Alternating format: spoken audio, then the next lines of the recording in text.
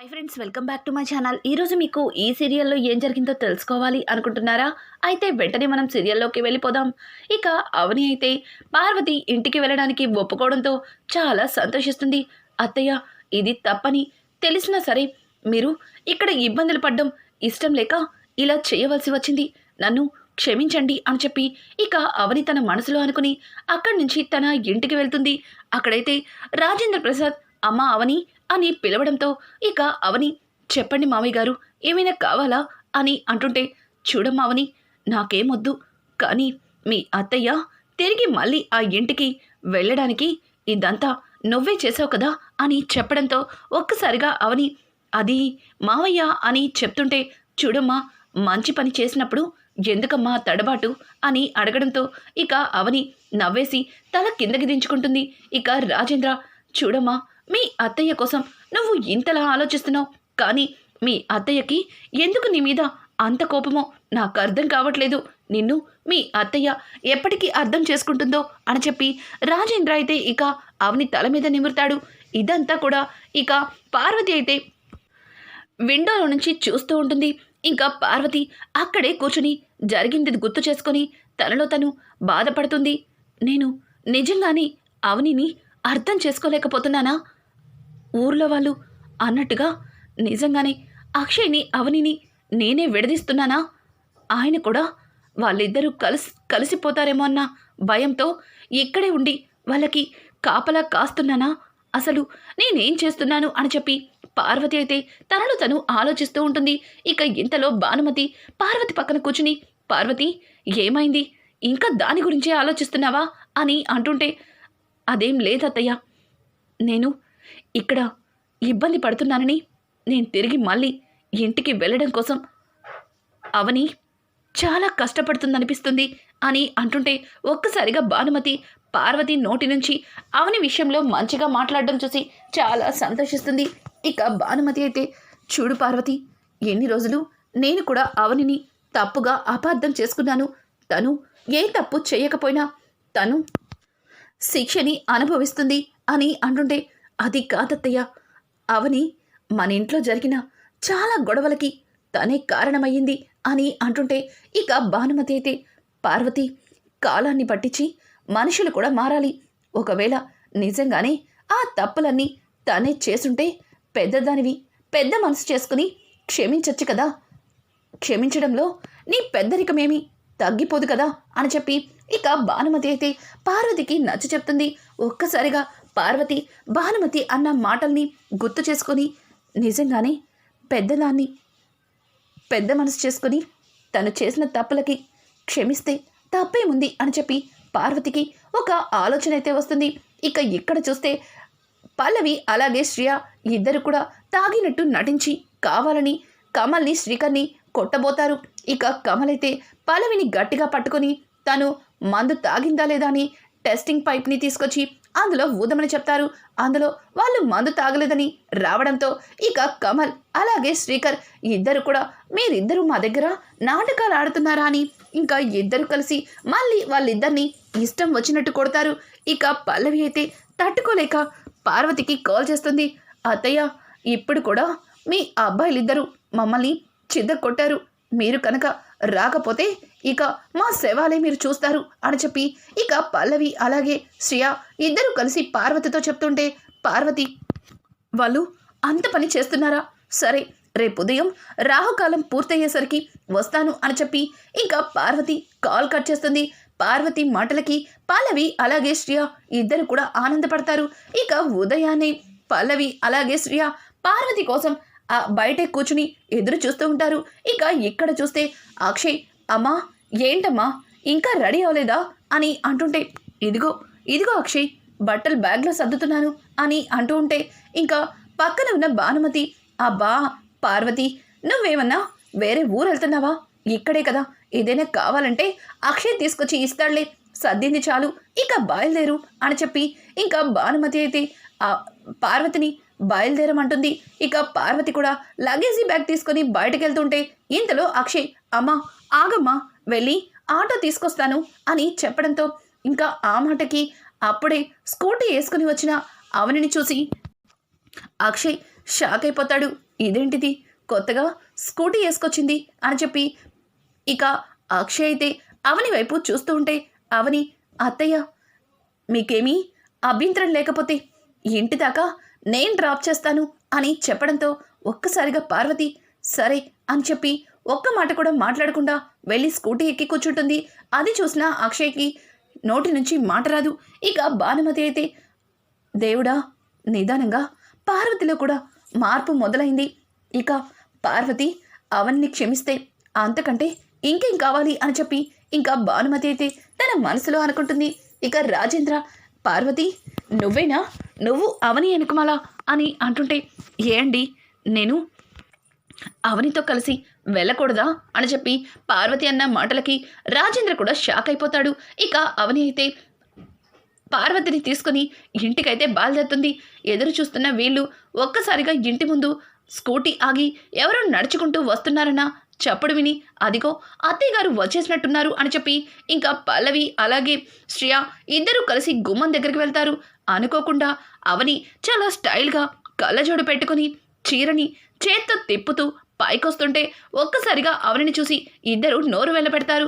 ఇక అవని అయితే ఏంటి అలా చూస్తున్నారు, అంతలా షాక్ అయిపోతున్నారు అని అడగడంతో దానికి పల్లవి నువ్వొచ్చావేంటి అని చెప్పి ఇక అడగడంతో పల్లవి ఏ రాకూడదా అని అడగడంతో శ్రేయ అది కాదు అత్తయ్య రావాల్సిన టైంలో నువ్వొచ్చావేంటి అని అంటుంటే నా ఇంటికి నేను రాకూడదా, ఆయన అత్తయ్యగా అత్తయ్యని తీసుకుని వచ్చాను, ఎందుకంతలా కంగారు పడుతున్నారు అని చెప్పి ఇక అవని అయితే అత్తయ్య అని పిలవడంతో అత్తయ్య ఇక బ్యాగ్ని తీసుకుని పార్వతి పైకొస్తూ ఉంటే ఒక్కసారిగా పల్లవి షాక్ అయిపోతుంది.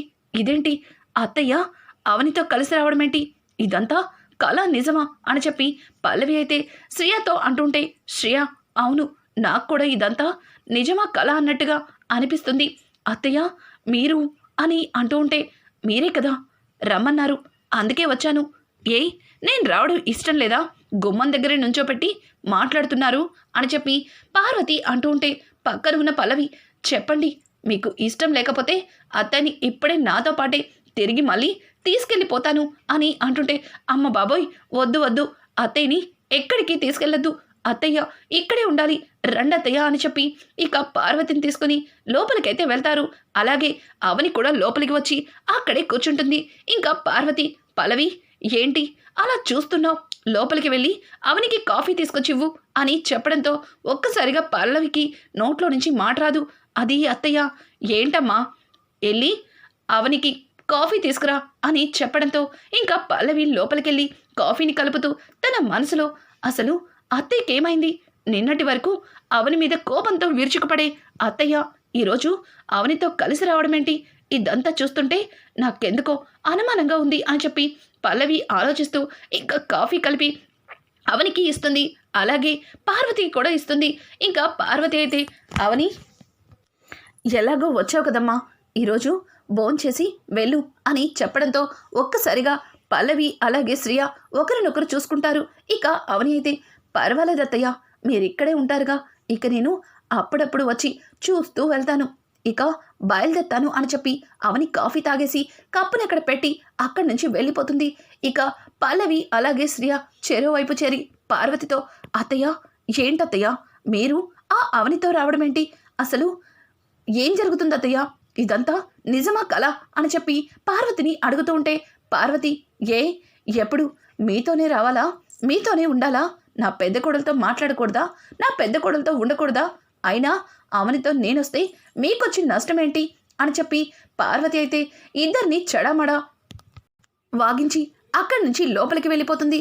ఒక్కసారిగా శ్రేయ అయితే పల్లవితో పల్లవి ఏంటిది అత్తయ్య గారు అవని అక్క గురించి ఇట్లా మాట్లాడుతున్నారు, అంటే అత్తయ్య గారు అవని అక్కని క్షమించేశారా అని అడగడంతో ఒక్కసారిగా పల్లవి లేదు అట్లా జరగడానికి వీల్లేదు, అత్తయ్య గారి మనసులో అవని మీద ఎక్కడో కాస్త ప్రేమ మొదలైనట్టుంది, ఆ ప్రేమని ఇప్పుడు తుంచేస్తానుగా, ఇక అవని పేరు కూడా ఎత్తకుండా చేస్తానుగా అని చెప్పి ఇంకా పల్లవి అయితే తన మనసులో అనుకుంటుంది. ఇక ఇక్కడ చూస్తే అవని ఇంటికి వెళ్ళేసరికి రాజేంద్ర అమ్మ అవని పార్వతిని జాగ్రత్తగా డ్రాప్ చేసావా అని అంటూ ఉంటే ఇక ప్రణతి, ఏం మాట్లాడుతున్నావు నాన్న, ఎవరిని పట్టుకుని ఏం అడుగుతున్నావు, వదిన అమ్మని జాగ్రత్తగానే డ్రాప్ చేసింది అని అంటుంటే ఇక ఇంతలో స్వరాజ్యమైతే, అమ్మ అవని, నిజంగా మీ అత్తయ్య గారిలో మార్పు చూస్తుంటే నాకు ఈరోజు చాలా సంతోషంగా అనిపిస్తుంది అని అనడంతో ఇక రాజేంద్ర కూడా, అవునమ్మా అవని, మీ అత్తయ్య గారు ఇంత త్వరగా మారిపోతారని అస్సలు అనుకోలేదు అని చెప్పి ఇంకా రాజేంద్ర అంటుంటే ఇంతలో భానుమతి, రే రాజేంద్ర, పార్వతిని నా మాటలతో మార్చాను, ఇక పార్వతి మనసులో అవని మీద ఎట్లాంటి కోపం లేకుండా చేసే బాధ్యత నీదేరా, నువ్వు కూడా ఇక్కడ ఉండి ఇబ్బందులు పడేకండే, నువ్వు కూడా అక్కడికి వెళ్ళి అక్కడే ఉంటే ఖచ్చితంగా పార్వతి మనసులో అవని మీద కోపం పూర్తిగా పోతుంది, తరువాత మళ్ళీ మన కుటుంబం ఒక్కటవుతుందని నాకు ఆశగా ఉంది అని చెప్పి పెద్దవిడ చెప్పిన మాటలకి అవని కూడా, అవును అవును మావయ్య గారు, మీరిలా అత్తయ్య గారికి దూరంగా ఉండే కంటే అత్తయ్య గారితో కలిసి అక్కడే ఉంటే ఖచ్చితంగా అత్తయ్య గారు మనందరినీ అర్థం చేసుకుంటారు, మళ్ళీ మునుపటి రోజులు మనకి తిరిగొచ్చేది ఇక ఎన్నాళ్ళలో పట్టదు అని చెప్పి అవని చెప్పిన మాటలకి ఇక రాజేంద్ర కూడా అక్కడికి వెళ్ళడానికైతే ఒప్పుకుంటాడు. ఇంకా రాజేంద్ర అక్షయ్ దగ్గరకొచ్చి, రే అక్షయ్ అని పిలవడంతో ఒక్కసారిగా అక్షయ్, నాన్న చెప్పండి ఏం కావాలి అని అంటుంటే, ఇదిగో త్వరగా ఈ స్కూటీ తీ అని చెప్పడంతో, అది నేనెందుకు తీస్తాను, అది నా వెహికల్ కాదు అవనిది అని అంటుంటే, చాలే పెద్ద చెప్పొచ్చావు కానీ నోరు మూసుకొని బండితీ అని చెప్పి గట్టిగా అక్షయ్ని అరవడంతో ఇక అక్షయ్ ఇబ్బందిగా ఆ స్కూటీని తీస్తాడు. రాజేంద్ర బండెక్కి కూర్చుని, చెప్పండి నాన్న ఎక్కడికి వెళ్ళాలి అని అంటుంటే, ఇంకెక్కడికి, నా ఇంటికి పద అని చెప్పి ఇక అక్షయ్ని ఇంటికి తీసుకెళ్తాడు. అక్కడ రాజేంద్ర అయితే అక్షయ్ని, రారా లోపలికి, బయటే ఆగిపోయావే అని అంటూ ఉంటే, వద్దులేనన్నా, మీరు ఇక్కడికి రావాలి అన్నారు, మిమ్మల్ని డ్రాప్ చేశాను, ఇక నేను బయలుదేరుతాను అని అక్షయ్ అయితే ఇక రాజేంద్రతో చెప్తుంటే, ఏడ్చవలే, నోరు మూసుకొని లోపలికి రా అని చెప్పి ఇక రాజేంద్ర అయితే చాలా చనువుగా లోపలికి వెళ్ళి, అమ్మా పల్లవి, శ్రేయ అని పిలవడంతో ఇద్దరు కూడా ఉలిక్కిపడి రాజేంద్ర వైపు చూస్తారు. ఇదేంటి, మేము అత్తయ్యని మాత్రమే రమ్మన్నాం కానీ ఈయనగారు కూడా వచ్చేసారేంటి అన్నట్టుగా ఇద్దరు ఒకరినొకరు చూసుకొని ఇక రాజేంద్ర దగ్గరికి వెళ్తారు. మావయ్య మీరేంటిలా అని అంటుంటే, ఈ ఇంట్లో మీ అత్తయ్య మాత్రమే ఉండాలా, మీతో నేనుండకూడదా అని చెప్పి రాజేంద్ర అయితే వాళ్ళతో మాట్లాడుతుంటే ఒక్కసారిగా పల్లవి, అయ్యో అట్లా మాట్లాడతారేంటి మావయ్య, మీరు కూడా ఇక్కడే ఉండొచ్చు, రండి లోపలికి అని చెప్పి ఇక లోపలికి పిలుస్తుంటే, నా ఇంటికి నన్నే పిలుస్తున్నారా, అలా ఉంది, వెళ్ళి కాఫీ తీసుకురండి నాకు అక్షయ్కి అని చెప్పడంతో, ఏంటిది ఉదయం నుంచి వీళ్ళకి కాఫీలు టీలు అందించడమే సరిపోతుంది అని చెప్పి పల్లవి అయితే తన మనసులో అనుకుంటూ ఇంకా చాలా కోపంగా కాఫీ కలిపి ఇద్దరికి ఇస్తుంది. ఇంకా ఇంతలో పార్వతి పైనుంచి కిందకి దిగి రాజేంద్రని చూస్తుంది. రాజేంద్రని చూసి ఎవండి అని చెప్పి ఒక్కసారిగా నోటు ముందు మాటొచ్చి ఇక ఆగిపోయి మౌనంగా వెళ్ళి ఒక పక్కన కూర్చుంటుంది. ఇక రాజేంద్ర కూడా పార్వతి వైపు చూసి ఏదో ఇష్టం లేనట్టుగా తల పక్కకి తిప్పుకుంటాడు. ఇది ఇలా ఉండగా ఇంకా అక్షయ్ అక్కడి నుంచి లేచి వెళ్ళిపోతాడు. ఇంకా చక్రధర్ అయితే ఇక్కడ అక్షయ్తో సంతకాలు పెట్టించుకున్న డీలర్స్ అయితే చక్రధర్ని నానా తిప్పలు పెడతారు. ఇక చక్రధర్ అయితే తట్టుకోలేక ఇంకా పల్లవికి కాల్ చేస్తాడు. డాడ్ ఏంటి ఇప్పుడు చేశారు అని చెప్పి పల్లవి ఫోన్ తీసుకుని పక్కకైతే వస్తుంది. డాడ్ చెప్పండి డాడ్ అని అడగడంతో, అమ్మ పల్లవి, ఈ డీలర్స్తో నాకు చాలా తలనొప్పిగా ఉంది. ఆ అక్షయ్ సంతకాలు పెట్టాడే కానీ ఆ షేర్లు అమ్ముకోవడానికి పనికి రాకుండా చేశాడు ఆ రాజేంద్ర అని చెప్తుంటే, ఏం మాట్లాడుతున్నారు డాడ్, ఆ షేర్లని అమ్ముకోవడానికి పనికి రావట్లేదా అని అంటుంటే, అవును బేబీ, ఆ రాజేంద్ర ఆస్తి మొత్తాన్ని అక్షయ్తో పాటు అవనికి కూడా భాగముందని చెప్పాడు కదా, అంటే ఆస్తిలో ఈ కంపెనీ కూడా ఒక భాగమే కదా, కంపెనీలో అక్షయ్కి ఎంత హక్కు అధికారం ఉందో అలాగే ఆ అవనికి కూడా అంతే హక్కు అధికారం ఉంది. ఆ అవని కూడా ఈ ఫైల్ మీద సంతకాలు పెడితేనే ఈ షేర్లని అమ్ముకోవడానికి పనికొస్తుంది. అది తెలియక ఇదిగో ఈ డీలర్స్కి 10% ఇచ్చాను, వాళ్ళేమో 20% ఇవ్వకపోతే ఇదంతా నేనే చేశానని వాళ్ళతో చెప్తానని బెదిరిస్తున్నారు అని అంటుంటే ఒక్కసారిగా పల్లవి, ఏంటి డాడ్ ఇట్లా జరిగింది? ఇక్కడ చూస్తే అత్తయ్య మావయ్య మళ్ళీ తిరిగి ఇంటికొచ్చేశారు. అక్కడ చూస్తే కంపెనీ చేతికి అందినట్టే అంది, చేజారిపోతుంది అని మీరు చెప్తున్నారు. ఇదంతా నాకు అర్థం కావట్లేదు. ఎంతో కష్టపడి ఆ అవని గురించి లేనిపోనివన్నీ చెప్పి అత్తయ్యని నమ్మించి అవనిని ఇంటి నుంచి వెళ్ళగొట్టాను. అలాగే ఆస్తిని మన చేతిలోకి తీసుకోవాలని ఆశపడ్డాను. కానీ అదంతా జరగకుండా తిరిగి మళ్ళీ ఆ అవని ఈ ఇంట్లోకి ఎట్లా రావాలా అని ఆలోచిస్తుంది. అత్తయ్య మనసుని కూడా మార్చడానికి ప్రయత్నిస్తుంది అని చెప్పి ఇక పల్లవి అయితే ఇక్కడ జరిగిందంతా కూడా చక్రధర్కి చెప్తుంది. ఒక్కసారిగా చక్రధర్, పల్లవి ఏం మాట్లాడుతున్నావు? మళ్ళీ పార్వతి ఆ అవనిని కోడలిగా ఒప్పుకొని ఇంటికి తీసుకొస్తే ఇక దెబ్బతిన్న పులి పగ తీర్చుకున్నట్టు ఆ అవని మనల్ని ఊరికినే వదిలిపెట్టదు. ఇక అడువడువున ఆ అవనిని మనం గెలవాలంటే చాలా కష్టం. ఇంత కష్టపడి ఇక్కడ దాకా వచ్చిన తర్వాత మళ్ళీ ఆ అవని పార్వతితో కలిసిపోవడం ఏంటమ్మా అని అంటుంటే, అదే నాకు కూడా అర్థం కావట్లేదు డాడ్. అసలు ఆ అవని ఏం చెప్పుంటుందో అత్తయ్యకి. అత్తయ్య అవనితో కలిసి ఇంటికొచ్చారు అని చెప్పి ఇంకా పల్లవి అయితే చక్రధర్తో మాట్లాడుతుంది. ఒక్కసారిగా పల్లవి కాల్ కట్ చేసిన తర్వాత వెనక్కి తిరిగి చూడటంతో అది అక్కడ పార్వతి కనిపిస్తుంది. పార్వతిని చూసిన పల్లవి భయంతో గజగజ వణికిపోతుంది. ఇక పార్వతి అయితే, పల్లవి ఎవరితో మాట్లాడుతున్నావు అని అంటుంటే, అది అది అత్తయ్య డాడ్ కాల్ చేశారు అని చెప్పడంతో, నేను అడుగుతుంది ఎవరితో మాట్లాడుతున్నావు కదూ, ఏం మాట్లాడుతున్నావని అని అంటుంటే, అదేంటత్తయ్య మీరు ఎవరితో మాట్లాడుతున్నావని అడిగారు కదా అని అంటుంటే ఇక పార్వతి పల్లవి చెంప పగలకొట్టి, చూడు ముందు ఎదుటి వాళ్ళు ఏం మాట్లాడుతున్నారో పూర్తిగా విన్న తర్వాత సమాధానం చెప్పడం నేర్చుకో. ఎవరు మాట్లాడుతున్నారు, ఎవరితో మాట్లాడుతున్నావు అన్నదానికి చాలా తేడా ఉంది అని చెప్పి పార్వతి అయితే ఇక పల్లవి 2 చెంపలు వాయికొడుతుంది. ఒక్కసారిగా పల్లవికి ఏమీ అర్థం కాదు. ఇదేంటి అత్తయ్య గారు ఇట్లా కొడుతున్నారు, నేను ఏమన్నానని అని చెప్పి పల్లవి అయితే ఆశ్చర్యంగా ఇక పార్వతి వైపు చూస్తుంది. చూడు నాకు బాగా ఆకలిగా ఉంది, అర్జెంటుగా టిఫిన్ రెడీ చేయి. ఆయన టిఫిన్ రెడీ చేయకుండా ఇక్కడ నుంచుని ఫోన్ మాట్లాడుకుంటున్నావేంటి అని చెప్పి పార్వతి అయితే ఇక పల్లవి మీద విరుచుకుపడితే పల్లవి ఒక్కసారిగా, ఏంటత్తయ్య టిఫిన్ నేను చేయాలా? మీరే కదా అందరికీ టిఫిన్ చేసేవారు అని అంటుంటే, అది ఒకప్పుడు, కానీ అవని ఇంటికి కోడలిగా వచ్చిన తర్వాత నేను వంటగదిలోకి వెళ్ళడమే మానేశాను. మళ్ళీ అవని ఇంట్లో నుంచి వెళ్ళిపోయిన తర్వాత అన్ని పనులు నా నెత్తిన పడ్డాయి. చూడండి, ఈ రోజు నుంచి నేను ఇంట్లో ఎట్లాంటి పని చేయను. అంతా కూడా నువ్వు అలాగే శ్రేయానే చేయాలి. ముందు వెళ్ళి టిఫిన్ రెడీ చేయండి, తర్వాత భోజనానికి ఏం కావాలో చెప్తాను అని చెప్పి ఇక పార్వతి అయితే హాల్లో కాలు మీద కాలేసుకుని కూర్చుని టీవీ పెట్టుకుంటుంది. ఇక పల్లవి అయితే పార్వతి వైపు చూసి, అత్తయ్య ఏంటి కొత్తగా ప్రవర్తిస్తుంది? అత్తయ్యకి కొంప తీసి నా గురించి నిజం తెలిసిపోయిందా? ఒకవేళ తెలిస్తే అత్తయ్య నన్ను నిలదీసి ఉండేది కదా, కానీ నన్నేం అడగట్లేదేంటి అని చెప్పి ఇక పల్లవి అయితే తన మనసులో అనుకుంటుంది. ఇక ఇంతలో అక్షయ్ అలాగే పెద్దావిడ కూడా లగేజీ బ్యాగులతో అక్కడికి వస్తారు. ఒక్కసారిగా పార్వతి వాళ్ళని చూసి, అక్షయ్ వచ్చేసావా?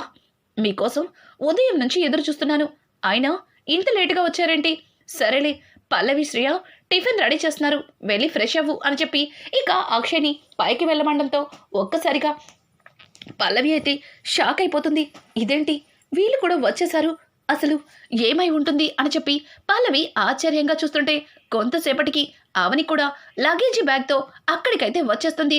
ఇక అవనిని చూసిన పల్లవి, ఇదేంటి అవని కూడా వచ్చేసింది అని చెప్పి ఇక చాలా కోపంగా, ఆగు అని అవనిని గట్టిగా అరుస్తుంది. ఇక అవని, ఏంటి పల్లవి, ఏంటి నాకేమన్నా హారతి ఇవ్వాలని ఉందా? చూడు, అట్లాంటి ఏమీ అక్కర్లేదు, నేను లోపలికి వస్తాను అని చెప్పి ఇక అవని లోపలికి రాబోతుంటే పల్లవి, ఆగు, నువ్వెందుకు వచ్చావు? నిన్నిక్కడికి ఎవరు రమ్మన్నారు అని అంటుంటే, చూడు ఆ మాట నేను నిన్ను అడగాలి, ఇది నా ఇల్లు, ఈ ఇంట్లోకి రావద్దని చెప్పడానికి నువ్వెవరు? అయినా నా పర్మిషన్ లేకుండా నా ఇంట్లో నువ్వెందుకున్నావు? అసలు ఈ ఇంట్లో నువ్వు ఉండడానికి వీల్లేదు.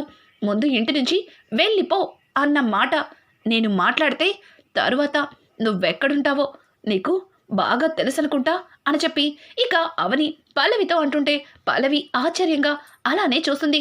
ఏంటి పల్లవి అట్లా చూస్తున్నావు? ఉదయం అత్తయ్య గారు నీ మీద కేకలేసి నిన్ను టిఫిన్ చేయమన్నారు. అలాగే మీ బావగారు అమ్మమ్మ గారు వచ్చారు. తర్వాత నేనొచ్చాను. అందరూ మళ్ళీ ఇంటికి చేరుకున్నారేంటి అని చెప్పి ఆలోచిస్తున్నావు కదా. ఇక అందరం ఇక్కడే ఉంటాం, కలిసే ఉంటాం. ఇకపై నీ ఆటలు సాగవు. నువ్వు ఏం చేసినా సరే ఈ కుటుంబం ఎప్పుడూ ఇలాగే సంతోషంగా ఉంటుంది. నీలాంటి వాళ్ళు ప్రతి ఇంట్లోనూ ఒకరు ఉంటారు. దాన్నే ఇంటి నువ్వు చేసే రచనే ఇంటింటి రామాయణం అంటారు. చూడు, నీలాంటి దానికి ఎట్లా బుద్ధి చెప్పాలో నాకు బాగా తెలుసు అని చెప్పి అవని అయితే పల్లవిని చెడమడ తిట్టేసి అక్కడి నుంచి లోపలికి వెళ్తుంది. పల్లవికైతే ఏమీ అర్థం కాదు.